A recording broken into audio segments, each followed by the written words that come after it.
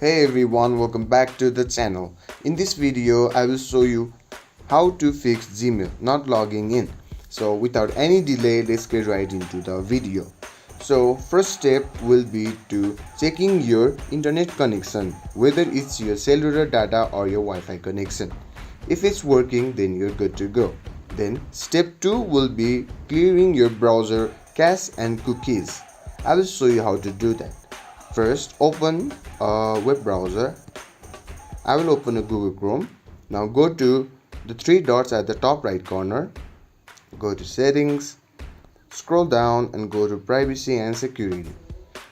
Tap on clear browsing data. You have to select this cookies and site data. Select it if it's not. Then put the time range to all time. Then clear data. Then this should do.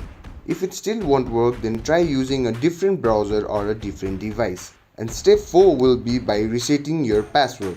This will probably fix your issue and you should be good to go. So this is it for today. Hope you liked it. Subscribe to the channel for more videos like these. See you in the next one. Goodbye.